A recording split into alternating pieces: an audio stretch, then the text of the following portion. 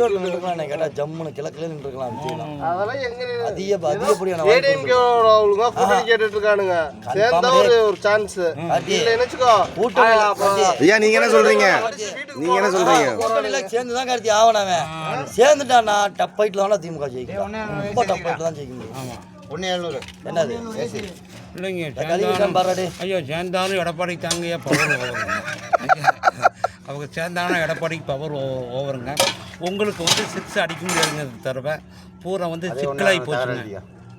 ஆமாங்கய்யா எப்போ சிக்கல்னா இந்த இப்போ ஒரு வருஷத்துக்கு அளவில் சிக்கலாகி அது என்ன சிக்கலுங்க அது தெளிவாக கொஞ்சம் சொல்கிறீங்களா மக்களுக்கு சொல்லுங்கள். ஏற்ற பாட்டு ஒன்றுங்கய்யா அது கொஞ்சம் மக்களுக்கு தெளிவாக சொல்லுங்கய்யா.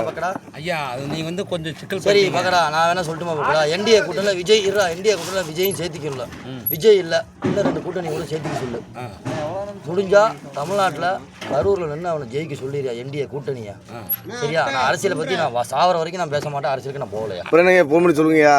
ஐயா நான் வந்து நீங்கள் வந்து செந்தில் பாலாஜி ஆளாக பண்ணாங்க அந்த செந்தில் பாலாஜி உருவாக்குனதே எங்கள் மந்திரி சின்னசாமிங்க.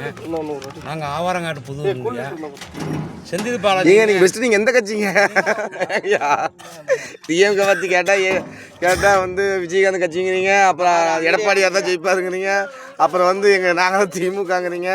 ஃபஸ்ட்டு முதல்ல நீங்கள் யாருங்க? ஐயா நான் பிரசங்க ஊடகம் ஓ யாருங்க ஃபஸ்ட்டு உங்கள் பேருங்க? ஏன்டா அப்படி